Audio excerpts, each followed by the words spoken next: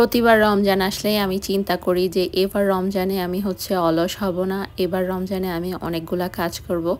কিন্তু সেম জিনিসটা প্রত্যেকবারই হয়। মানে আমি রমজান আসলে ১ম ২-৩টা রোজা হচ্ছে খুবই এনার্জির সহিত কাটাই। এরপরে হচ্ছে আমার এনার্জি একদম লো হয়ে যায়। মানে আমি খেতেও পারি না, আর হচ্ছে কোনো তেমন কাজও করতে পারি না। শুধু নামাজ কালাম পড়ি আর শুয়ে বসে কাটিয়ে দেই। মানে রমজানে আমার শরীর এত বেশি কাহিল হয়ে যায়, মানে খেতে পারি না, এটাই হচ্ছে মেইন সমস্যা। কেন জানি খেতেই ইচ্ছা করে না। না ইফতারিতে খেতে ইচ্ছা করে, না সেহরিতে, না ডিনারে। যাই হোক, কি আর করার, এই হচ্ছে দুর্বল শরীর নিয়েই হচ্ছে সব কাজ করতে হবে, তাই না? আমরা মেয়ে মানুষ, আমাদের হচ্ছে কাজ থেকে রেহাই কোনোভাবেই নাই। মানে কাজ আমাদের করতেই হবে। যাই হোক, তো আলহামদুলিল্লাহ সেদিন হচ্ছে মোটামুটি রিলেটিভ যারা আছে সবাইকে ইফতারি দিয়েছিলাম। আর হচ্ছে প্রতিবেশী যারা আছে, মানে ফ্ল্যাটে যারা হচ্ছে পরিচিত আছে, তাদেরকেও ইফতারি দিতে পেরেছি।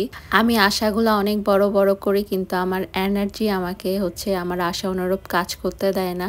তো আমি এখানে যে এই যে বিরিয়ানি আর ফ্রুটস দিয়ে যে সবাইকে ইফতারি দিয়েছিলাম, তো এর হচ্ছে ১-২ দিন পরে আমি চাচ্ছিলাম যে আবার রাস্তায় গরিবদেরকে হচ্ছে বিরিয়ানি রান্না করে দিয়ে আসবো প্যাকেট করে করে। কিন্তু এখন পর্যন্ত আমার সেই আশাটা পূরণ হইল না।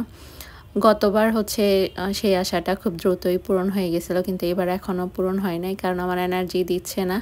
মানে আমার যে ঘরে একটু রান্নাবান্না করি, আমার এইটাই করতে কষ্ট হয়ে যাচ্ছে। এত বেশি দুর্বল লাগতেছে শরীর। আচ্ছা, যাই হোক, সেই আশাটাও আশা করি পূরণ হয়ে যাবে খুব শীঘ্রই, কারণ এখনও অনেকগুলো রমজান বাকি আছে। আল্লাহ চাইলে আমার মনের ইচ্ছা পূরণ হবে।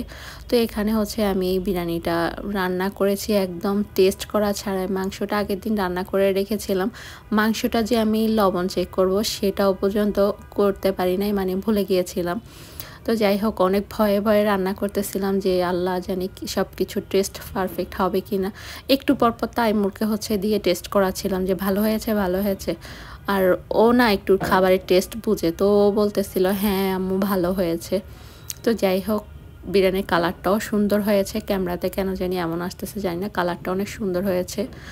তো যাই হোক, বিরিয়ানি রান্নাটা পারফেক্টলি হয়েছে এবং সুন্দরভাবে হয়েছে। তো এখন হচ্ছে সবার বাসায় ইফতার দেওয়ার পালা। তো আমি ফ্রুটস আর হচ্ছে ১ বক্স বিরিয়ানি এভাবে হচ্ছে সবার বাসায় দিয়েছি। মানে আমার রিলেটিভদের বাসায় এভাবেই দিয়েছি। আমার পরিচিত খুব ক্লোজ মানুষদের বাসায় এইভাবেই দিয়েছি। আর হচ্ছে বিল্ডিংয়ে এমনি পরিচিত, তো তাদেরকে হচ্ছে এভাবে প্লেটার দিয়েছি আমি সাজিয়ে, ফ্রোজেন আইটেম দিয়েছি আর ফ্রুটস দিয়েছি। তো আলহামদুলিল্লাহ আমি যতটুকু পেরেছি আমার দিক থেকে আমি চেষ্টা করেছি। জানি না কতটুকু মানুষকে খুশি করতে পেরেছি ইফতার প্লেটার দিয়ে। তো এই ছিল আমার আজকের ব্লগ। আল্লাহ হাফেজ।